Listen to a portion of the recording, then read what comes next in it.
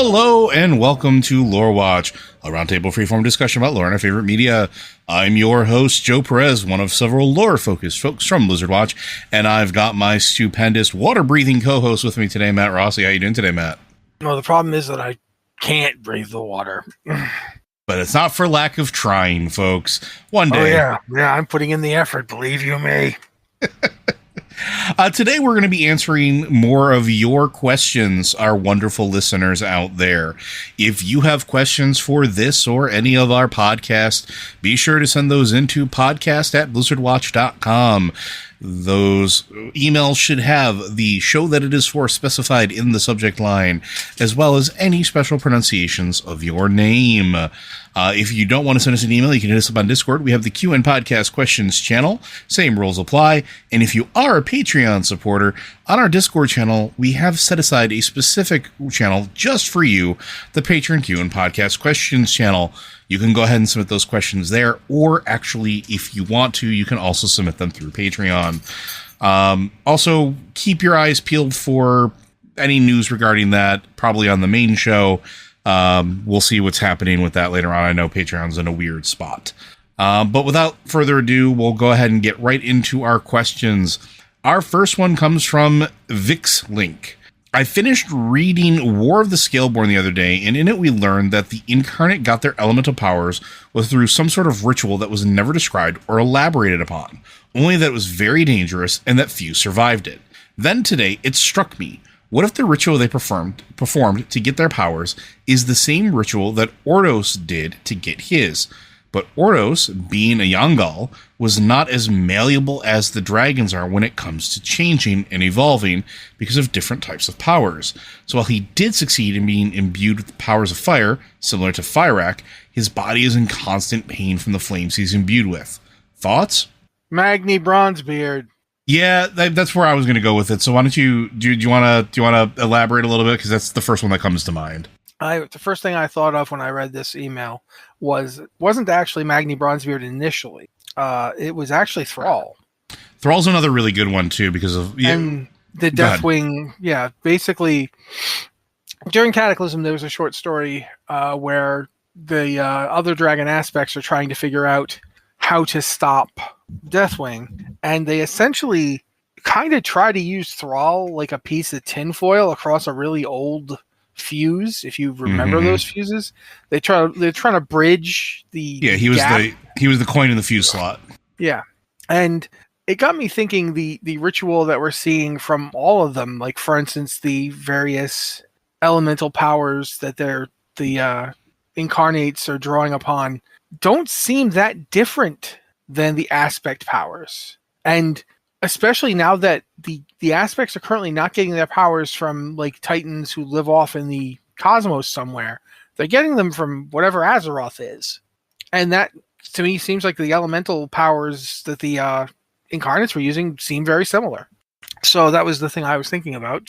The thing about Ordos is, it's possible that Ordos is just not as malleable as dragons, but the Yongal are a direct creation of the Mogu. They took a native species and changed it, much like they did the Grummels, who are themselves from the Trogs, who are themselves supposedly from the Earthen, who are themselves Titan creations, but also we see Trogs on the elemental planes. Like when we go to Deepholm, there are Trogs there, and they're made out of rock.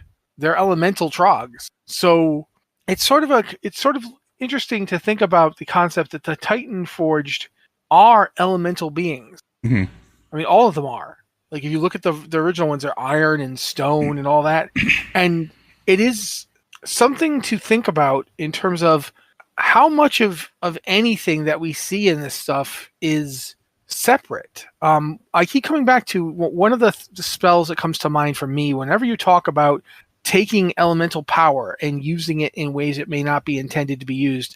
I come back to the Cipher of Damnation, as I always do. Yeah, that's literally my notes on the Cipher are sitting on my screen right now.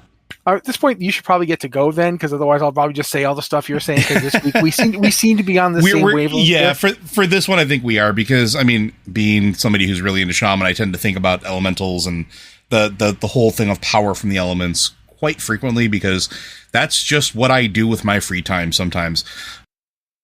But so the Cipher of Damnation is something that was actually used by Gul'dan to essentially imprison, sever the connection between. I'm gonna mispronounce this because it's a made up word. Cyruk the Fire Lord. Using Cyruk's power and the Cipher of Damnation, Gul'dan cut off the orcs from being able to hear the spirits, and then corrupted the land, which is where that massive volcano called the Hand of Gul'dan came from, over in the Shadow Moon Valley. That's where it became like demonically corrupted and everything else like that.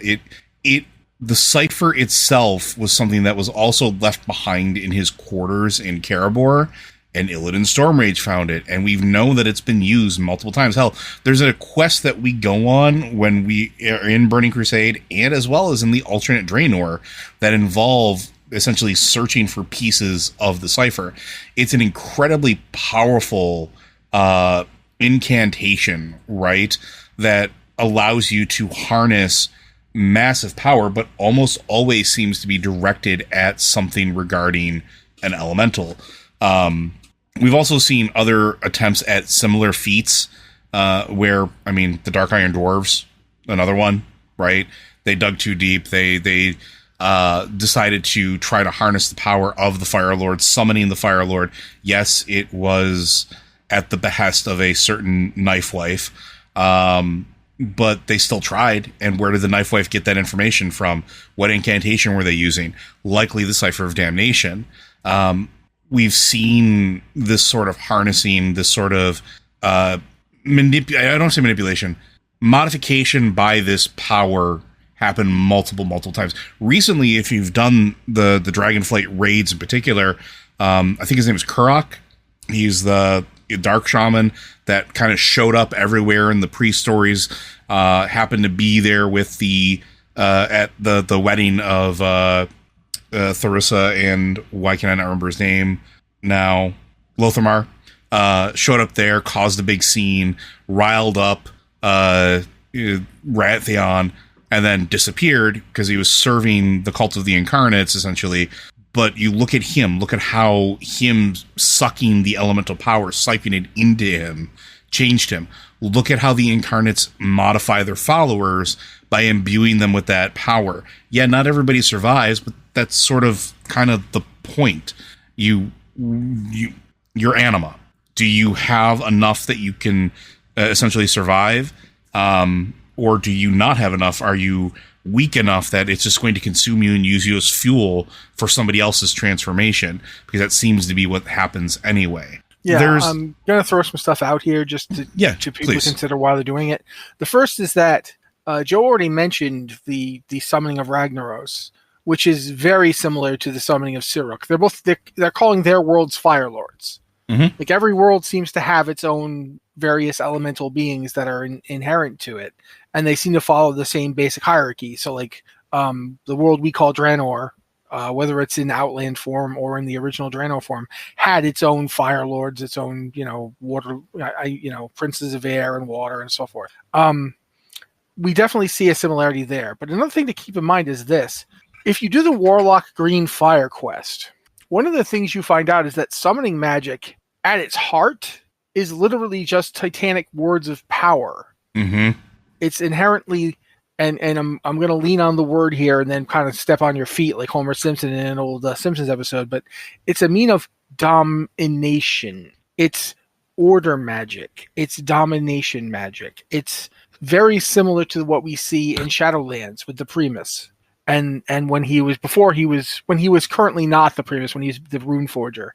When you see the kind of magic he is doing to warp and change beings, it's the same conceptual kind of magic. It's about forcing something to go along the path you want it to, but in the case of the elementals, that involves their very nature, because even more so than like living beings. Like we know that living beings, when they live, they go through their set period of life, they die, their anima passes forth into the next world and it goes to the Shadowlands. Elemental beings are just their anima. Yeah, they're just pure anima. That's what they are. They are the thing that they are.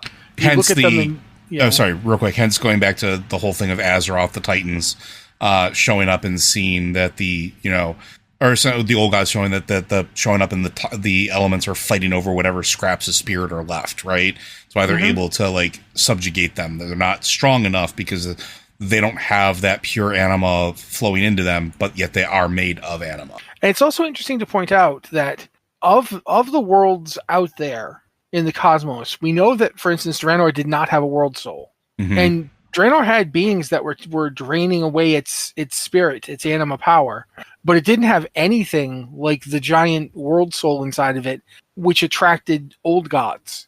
And as a result of them not being attracted to Draenor very much, although there seems to be some things that might be related to them, and we can put a pin in that for that whole Red Plague thing later, but in general, whilst there were the Primordials and the Breakers, there wasn't anything fighting the elementals for access to the anima of the world. And as a result, the elementals didn't fight on Draenor.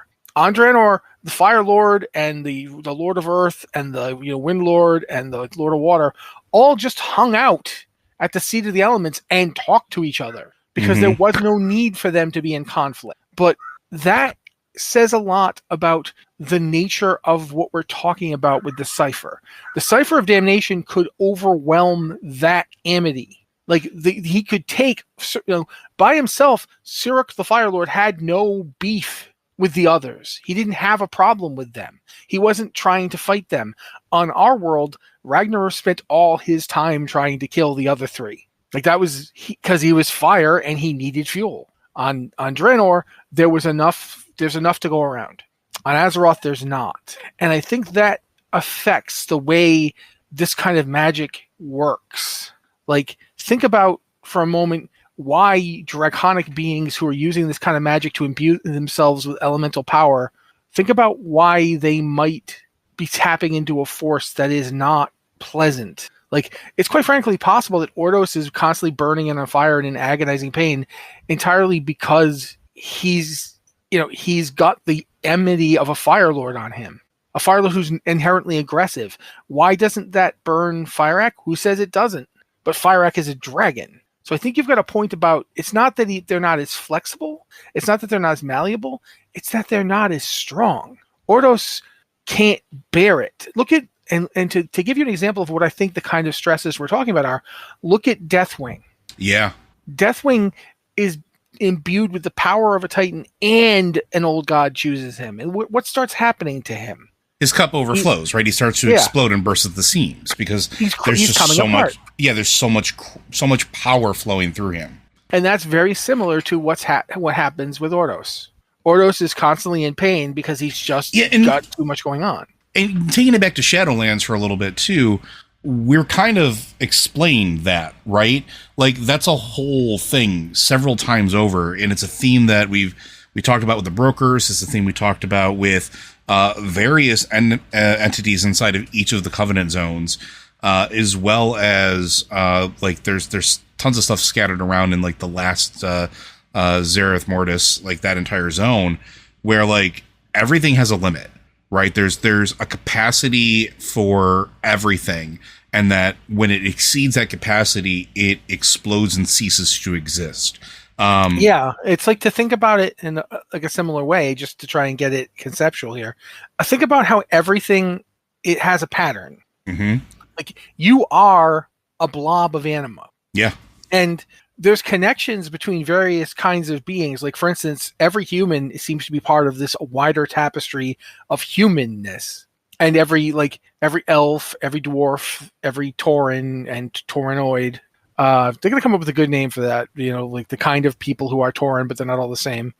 But you get where I'm going. Every troll, all these beings have interconnections between themselves, but at the same time, you are an individual. Yeah. And so same with dragons, same with all of it, but a dragon is a much bigger piece. There's just a lot more pattern there. There's a lot more room, but eventually you can overstuff even that. You can put too much in there and then, it starts to come apart. And it's not just with the elemental beings. It's not just with, Ordos or Deathwing. And it's not just with like elemental power. Go look at what happens when you put too much fel or too much shadow or too much anything into something else. Yeah, I mean, and I mean that's a really good thing to talk about too. Here is look at what happens with just Azeroth, right? Going to some of the zones. What happened with the Felwoods? Yes, it's recovering now, but there was a point where it was questionable whether or not it could. And Azeroth is a Titan, and this was not near or Titan adjacent. Well, that's whatever. We'll get into that, I'm sure, at some point again. Everything has sort of that limit. And if you want a real good example of like that in game, Garrosh's soul, the old reliable that had nothing but an endless bound of pride and everything, that they could not drain him, they could not break him. He was a perfect battery. How does he finish his story? He grabs his jailer and essentially turns into a bomb. He just exploded. Mm-hmm. And how did he do that? Because he wasn't being drained anymore. He had been pulled, like he gotten off of his thing, and there was nowhere for his anima to go. So it just basically, the tap got stopped up, and like water pressure, it had nowhere else to go. So it just went boom, right? I think that absolutely could also be part of the reason why we see these things come from time to time. Because the other problem is that when so much of that stuff is put into you without an outlet and without healthy pattern, the pattern will like fray itself, just like if you took a knitting pattern and you just started pulling on it. Yeah, Kael'thas talks about that with himself, right? Like he talks about that exactly. when you're doing the questing with him after you free him from the raid. Like that's something that he talks about, like feeling himself becoming unraveled, like feeling himself start to like slip away, the threads starting to disappear, and that, you know, him now essentially atoning for himself, removed that plug, removed that stopgap, essentially that was keeping him from essentially flowing, from having sort of the energy of the universe flow through him in a state of balance. And I think maybe that's part of some of the other stuff with like Ordos and that as well. I think it's got something to do with Argos. Yeah. Argus, sorry. Argus, yeah. The reason when Argus comes to the Shadowlands, he throws everything into chaos because the Titan essence isn't supposed to be there. We keep hearing that, but what does that really mean? I think it means that the pattern of the thing that they used to make the new Arbiter, because the original Arbiter was, Zoran. I can't remember how to pronounce his name. Zoval. Zoval was the original Arbiter, and he got it taken away from him, and then they made a new Arbiter out of what they took from him. They essentially severed him, they cut him in half, and then made an Arbiter out of the half that they had. And that thing's pattern wasn't big enough for Argus, because Argus was a Titan, a World Soul. And it's quite possible that World Soul, like Joe was talking about it earlier when he said, we'll talk about Azeroth as a Titan or Titan adjacent. It could very well be possible that a World Soul is something that could become aspected in any one of a bunch of different ways. And I think that it's entirely possible that if we've seen that if you take a World Soul and you put in a Void into it, you get a Void Lord. Mm-hmm. And it could very well be that each of them has a possibility of being that. For all we know, Elune is like a World Soul that's been, stuffed full of light or something. We don't know. We have no idea. But we do know that these forces all interplay on Azeroth, the world. And as a result of that, Azeroth, the world, seems to have access to all of them. And thus, possibly the largest potential pattern of any entity in existence. The other thing that I do want to bring up, too, that is for consideration here, is going back to the balance aspect of things as well, too. Mm-hmm. And the reason I bring this up is because when you look at entities that sort of survive this, they've hit most of them, and I'm just going to say most of them, have a level of self-awareness, right? And they understand at least a little bit. It's almost like a Zen thing. Input, output. They understand the flow of reality. They understand their place in the world, et cetera, et cetera. They understand turbulence. Yes. They understand turbulence. They understand how to roll with the waves. They understand. You can't have stuff flowing through. Like if you're trying to pour water out of a bottle and there's no hole anywhere else in the bottle, then the water glugs as it hits the neck because it's the air is trying to come in while the water is trying to get out. Mm-hmm. And I think that's that problem is why so many of these beings are like falling apart. While Ordos is essentially stuffing himself full of fire, but there's no place for the Ordosness to go. Yeah, and he can't balance it out. I think that you're right onto something here. Yeah, not only that, but he doesn't know how to release some of that energy because to him it's anathema to let go of power. But then let's go back to Gul'dan here. What was Gul'dan before he was a warlock? He was a shaman. He understood balance and nature and how things are supposed to work, even if he chose to go a different route for it. He knew how to balance, and therefore he knew how to break the balance in a way that wasn't going to just kill him instantly. Exactly, and think about how much energy he rode, because it wasn't just the stuff with Cyruk. It was that with the elemental energies, but also he understood anima in a way that other shaman really didn't. He understood spirits and what they were, that they were power. Right? And then look at him with Fel. He understood what Fel was. He never exploded from Fel. He wielded Fel just fine. Probably he got corrupted, but he didn't like disintegrate or turn into a giant monster with teeth the size of his head. Yeah, exactly. And it wasn't until he was essentially destroyed by somebody with greater understanding of power that he was really consumed by what had happened. But even then, it wasn't because he was not in balance. He was always in control. And Magni is another interesting example of that as well. And I think one that is why he sort of survived the transition into the Diamond Lord or the, his transition into the Speaker of Azeroth. Yeah.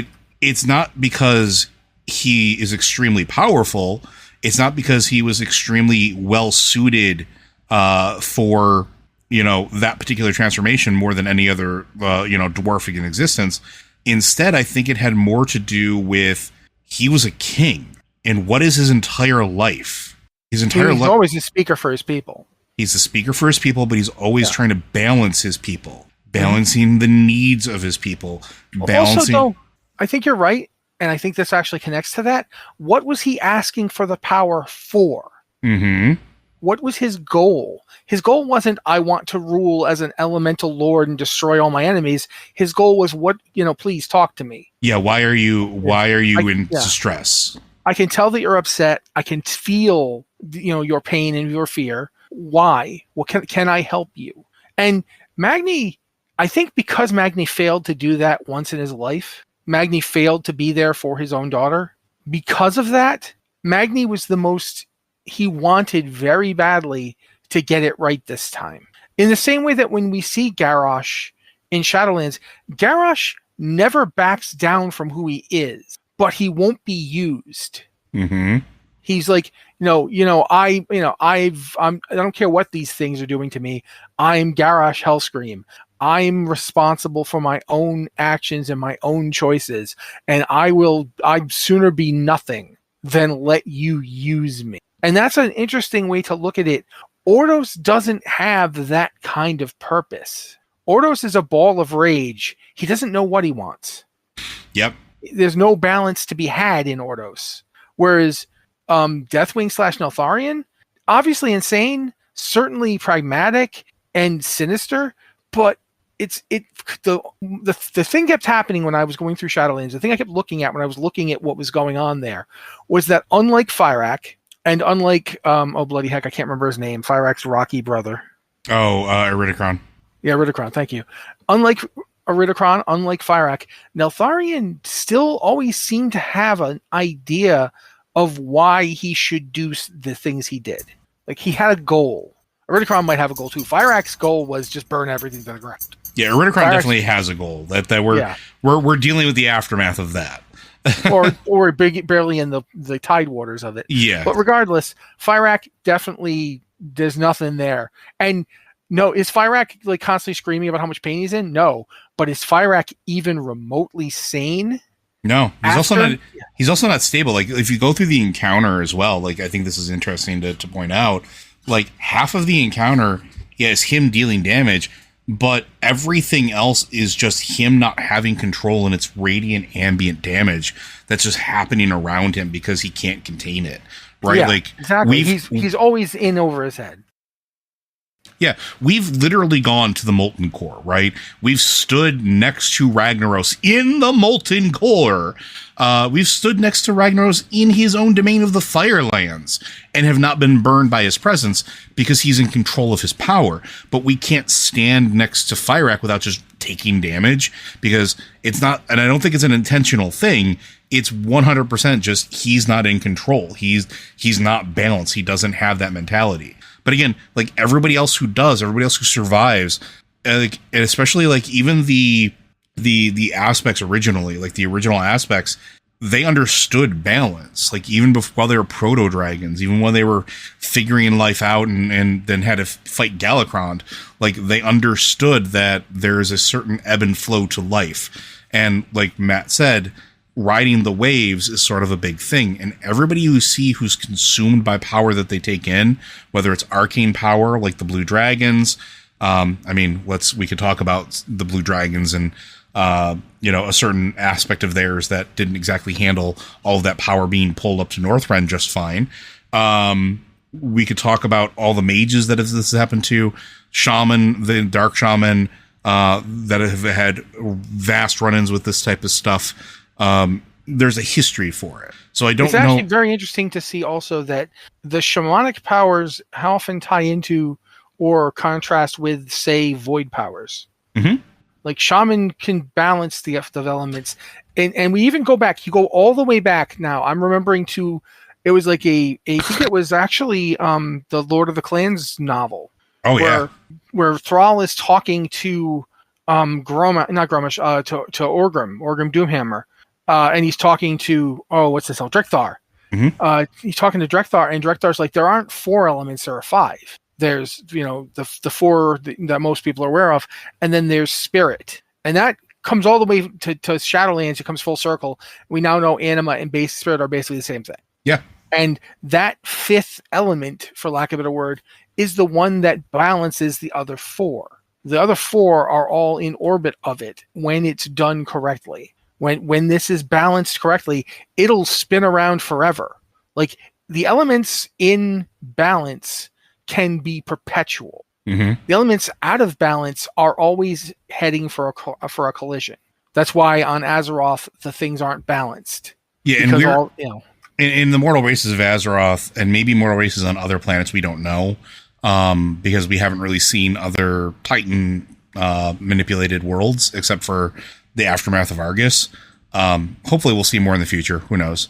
But one thing that is pretty evident, at least with Azeroth, and maybe because of our unique situation where we were crafted from Azeroth itself, is that all living things on Azeroth seem to have a certain level of affinity for energy in general. And even in a natural state, even without meddling, even without anything, there are ones that don't survive. There are ones that that can't handle, that settle into areas of great power or great elemental energy or just great energy in general and don't survive. They become mad, they warp, they shift, they change. And then there's others that just don't. That's been since the dawn of Azeroth. That's not new.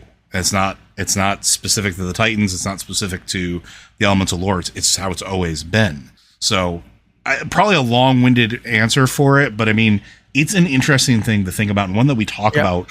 We talk about rather frequently. Yeah, I absolutely do think that it's one of the really interesting things about Azeroth in general, and the story of World of Warcraft in particular. World of Warcraft. Wow, that was just bad. World of Warcraft. The story of World of Warcraft in particular is the idea that over and over again we see people who are trying to grasp that which they were not meant to grasp. Mm-hmm. They're trying to, like, the Lich King is essentially a being that is attempting to, reach out and bridge the Shadowlands and Azeroth in a way that they're not intended to be bridged.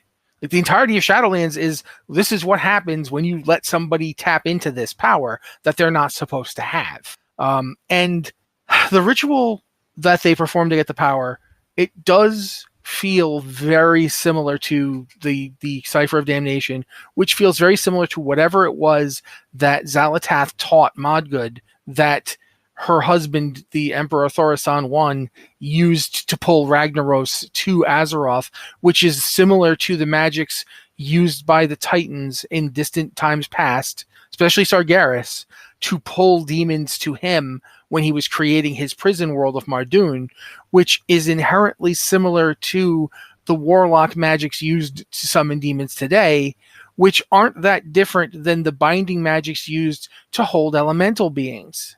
And we've seen this all time and again and again and again. It's like a fractal law of the universe that there's a language to it, that it's that language is what the Titans used to summon. It's what Gul'dan used to summon Sirruk. It's what Tharasan used to summon Ragnaros. And it was all that could summon Ragnaros because the Titans had already put him outside of Azeroth. And we have to remember that the elemental beings of Azeroth are not in their native plane. No. Because their native plane is Azeroth. Mm-hmm.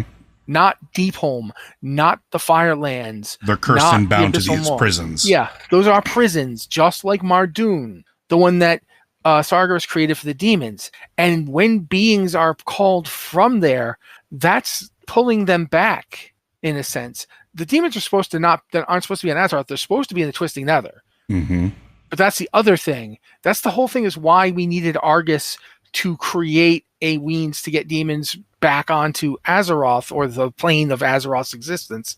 They were basically being funneled through Antorus in a reversal of the way it was supposed to go. When killed, they're supposed to go back to the Nether, and they're supposed to regenerate over time. But instead, they were being siphoned back down through Antorus and spat back out into the mortal plane. The way it's supposed to go is exactly the opposite way of this. The elementals are supposed to be dispersed for a time and then return to Azeroth. And in that way, they're part of the same cycle that all living beings go through when they die, and their anima goes to the Shadowlands, and the personness of them stays there, but the life goes back. And that's why there's life on the plane of Azeroth in the first place. It's this giant repeating fractal circle pattern. And every individual being is themselves a pattern. And all of these beings we see seizing power they're not supposed to have, if they're not capable of balancing it, they burn themselves to death. Not literally, except in Ordos' case, we are talking literally. But if you look at Deathwing, he's got shadow things popping out of his body so bad he has to bolt ever increasingly more indestructible metals onto himself to keep himself from disintegrating. And how many times have we seen entities like this now? Hell, every undead you see is doing this. Every undead you see is already a broken pattern because they're literally falling apart. And that's just something I think is really important to think about when we look at this idea, because I think it's a good idea, by the way. This is a really nice catch. I can't read your name, unfortunately. Vizira's Link? Yep. Link? Okay. It's a really good catch because I think you are onto something here. I do think that Fyrakk and his inability to control it is very similar. You know who else it reminds me of? And I can't believe it's going to be this long to mention his big dragony butt.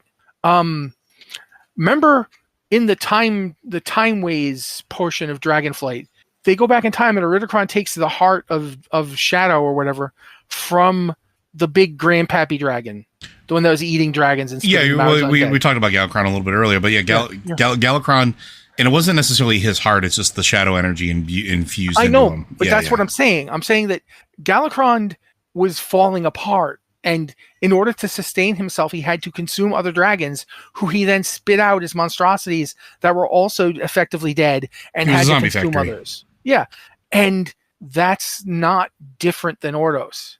It's just a different way. It's different force overwhelming you. And we know that force got there because an old god monkeyed around with the water of life. So there's that to consider. These beings know how to play around with these forces, and they know that they can do horrible things to patterns.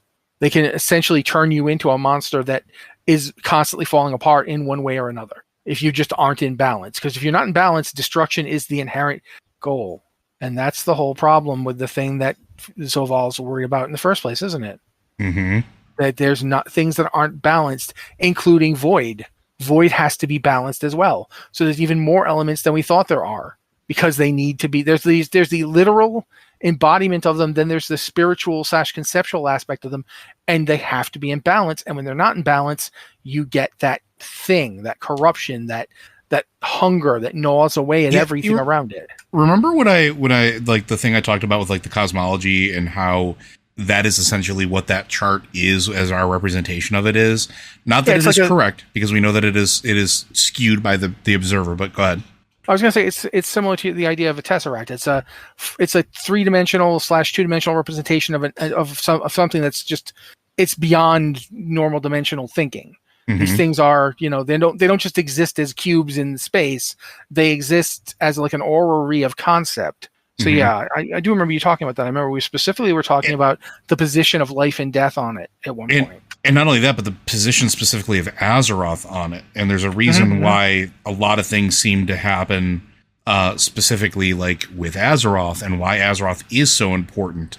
Not necessarily, and I posited that there maybe not necessarily that Azeroth is truly a Titan, but maybe Azeroth's position within the cosmology created something that the first ones were looking to create by perfectly balancing all of the elements of creation, because mm-hmm.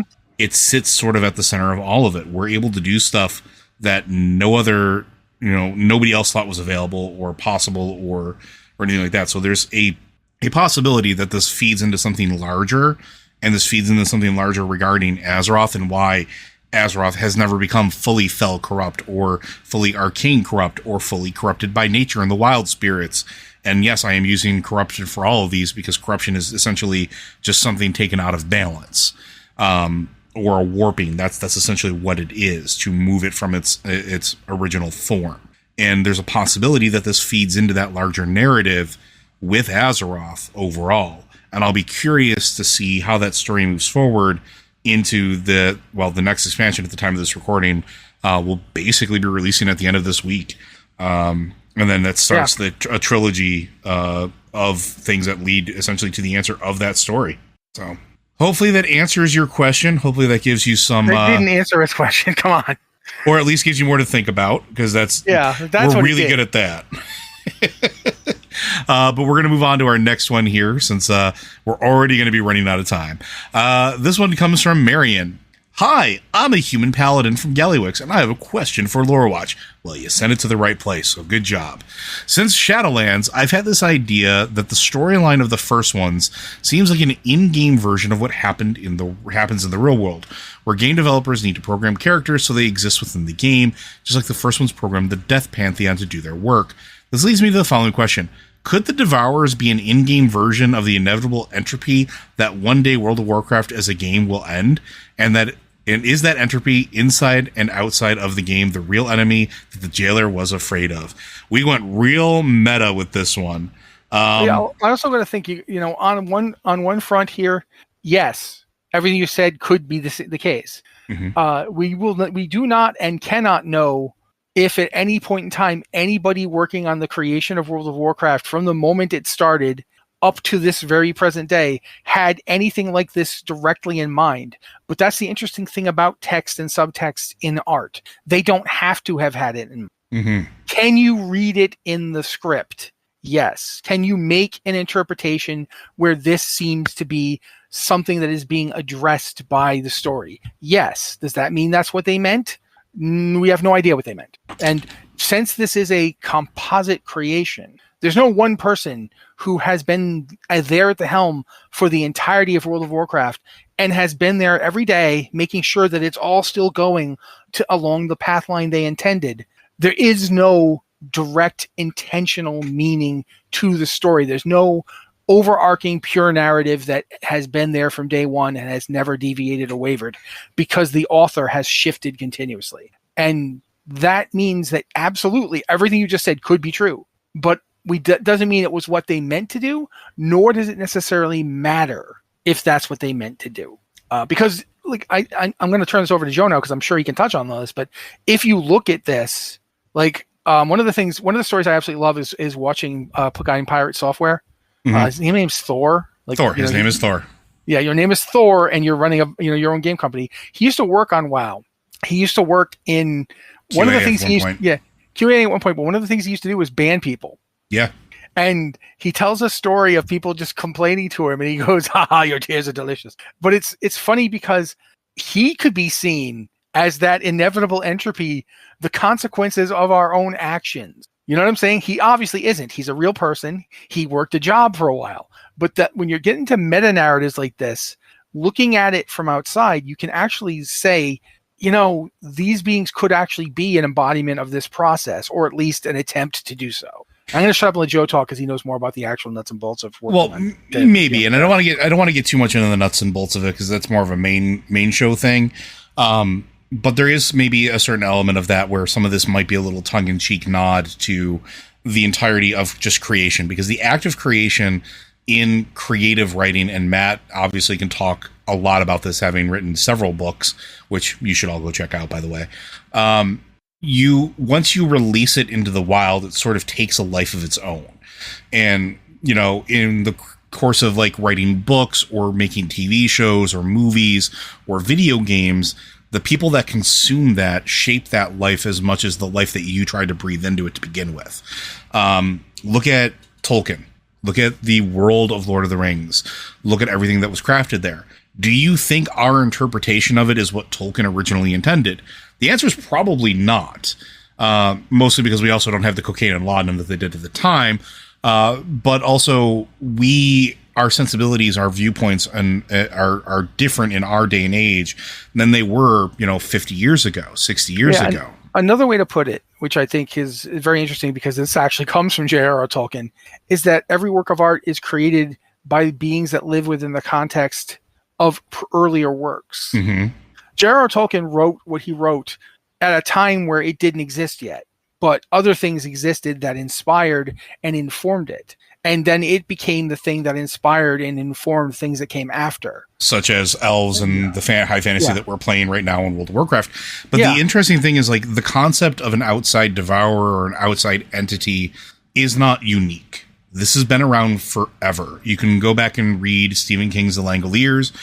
You can go back and read any number of sci-fi elements. You can go back and watch sci-fi shows like Battlestar Galactica. Or go back and watch Star Trek Deep Space Nine, or go back and watch Babylon 5. Heck, you can even go with Farscape. All of these things have sort of the same concept of whenever there is something that is positive creation, there's something that's always negative creation. And it's not new to them either. The entirety of old written everything, going way back to like even the concept of like the Greek poems, right? Going back to the epic poems that they had, like the Odyssey and everything like that. There's always that element of it. There's always that element of the antithesis of whatever you're doing. There's always a fear of it. There's always an acknowledgement of it, and there's always an acknowledgement of sort of the unknown. And that's kind of what the Devourers sort of slot into in the World of Warcraft universe, is that they're outside of the program, like you put it.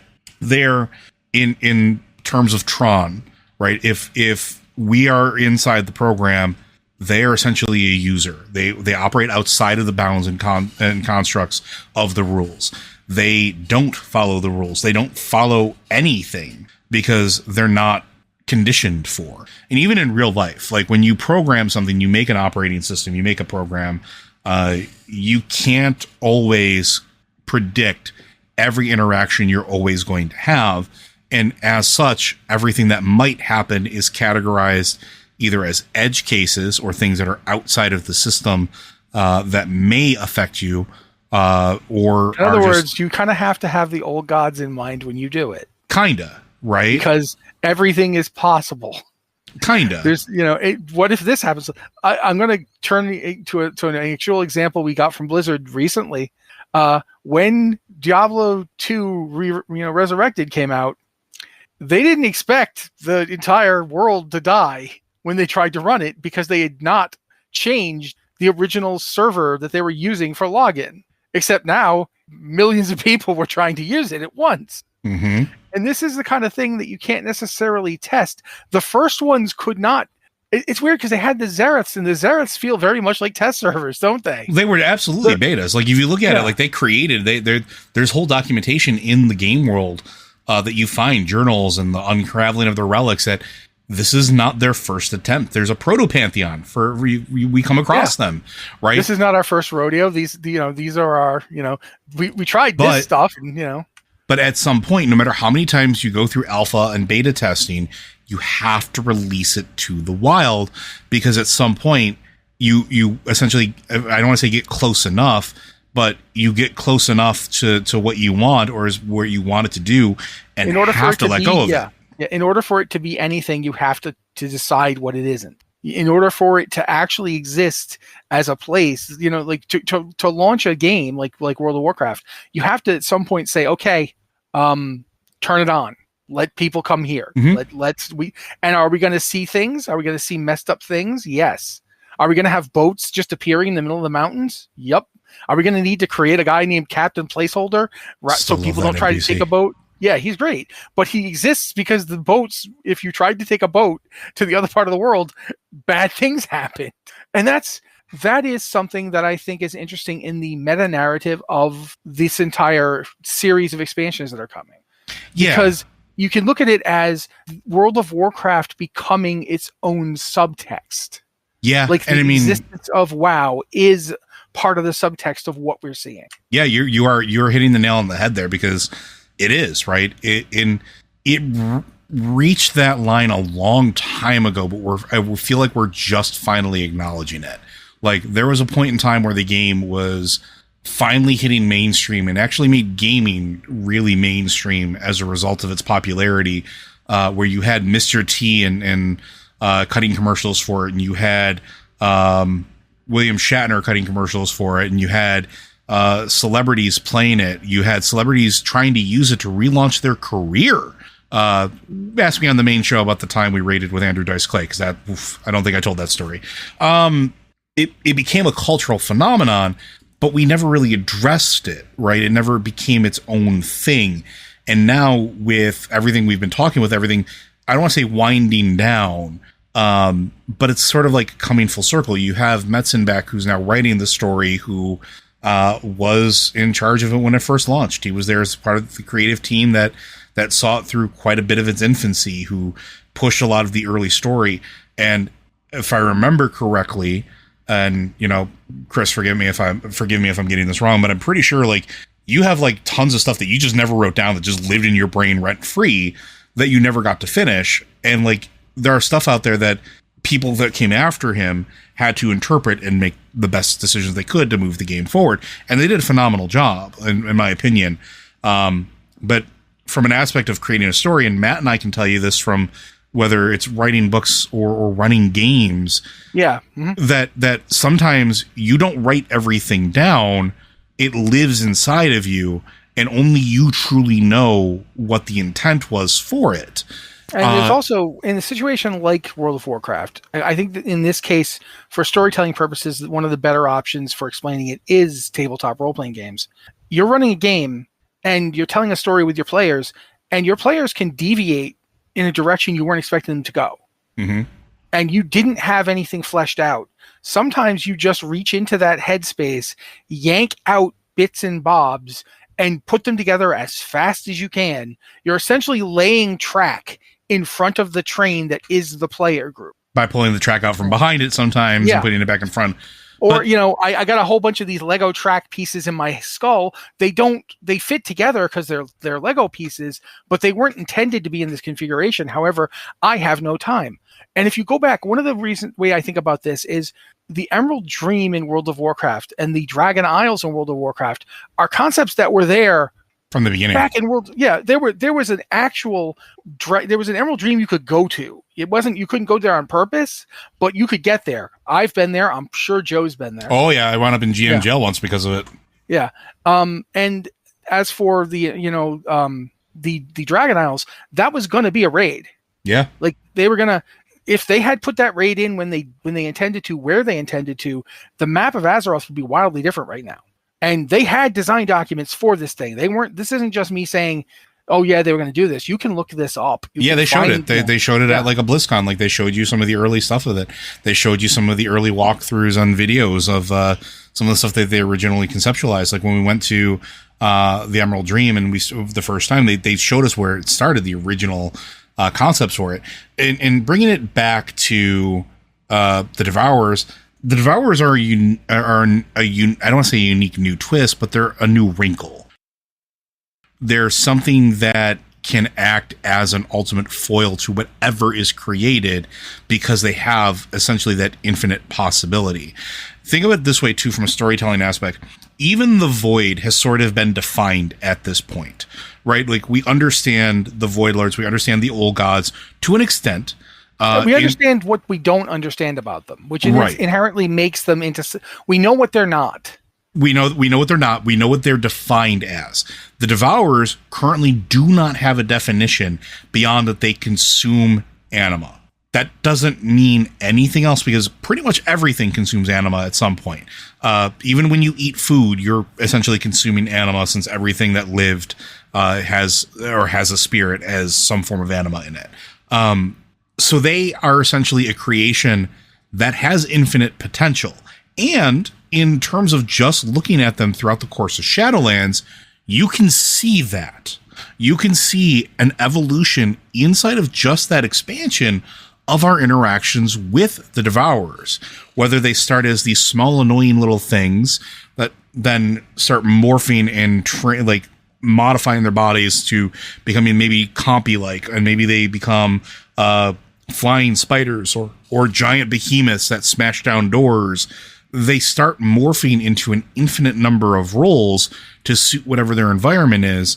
Meaning, again, unlike the Void at this point, the Void believes that everything is possible, but still just kind of pushes in one direction. They are infinitely malleable. They haven't been chosen to do anything yet. Exactly. They literally are actually kind of an example of the concept of nothing is true, everything is permitted. We don't know anything about them, so we can say anything we want. But the more we do say, the less we can say. Mm-hmm. And that's continuity in a nutshell. Mm-hmm. The more you know about something, the less you can say about it, that, because you might contradict what you've already said. And that's a very interesting concept, because it's taking, again, the entire existence of World of Warcraft as a thing that really is real and making it, subtext or metatext. It's really fascinating. Yeah, we're going interesting places. For good or bad, we don't know yet. But the story has so many different places it can go. Will the Devourers be back in any of the stuff that plays out over the next 3 expansions? Maybe. If they're opposed, I shouldn't say opposed. If their natural inclination is to eat things that exist, the Void still exists. The Void is not purely nothingness. It still is a concept that exists within the binds of our reality. Again, it is defined in so much that we know what it is not. It could be opposed to them, and things that deal more with the Void, they could pop up. When we start dealing with the truth about the Titans, whatever that may be, they may pop up as well. But again, it's that infinite potential. I think that's more what they are than entropy. I don't think it's entropy introduced to the system more as it's just another thing that is undefined. And I think that's really neat. So I think that's going to do it, unless you have anything else you want to add, Matt. We've got maybe 4 or 5 minutes left, and nothing I could say is going to take 4 or 5 minutes to express. Well, with that, friends, we're gonna call it here. Blizzard Watch is made possible due to the generous contributions at patreon.com/BlizzardWatch. Your continued support means that this podcast site and community is able to thrive and grow. Blizzard Watch supporters enjoy exclusive benefits like early access to the podcast, better chance to have your question answered on our podcast with Q, and an ads-free site experience. Again, if you have questions for this or any of our podcasts, be sure to send those in. You can send them into podcast@blizzardwatch.com. Specify the show in the subject line, as well as any special pronunciation for your name inside of the email. If you want to send us on Discord, you can hit us up on the Q and Podcast Questions channel. Same rules apply. And if you are a Patreon subscriber, it's a special way of saying thank you. You can go ahead and submit your questions in the the Patreon Q and Podcast Questions channel, where we tend to look for them first. And you can also submit those on Patreon if you want, and it will look there as well. Friends, we'll see you next week.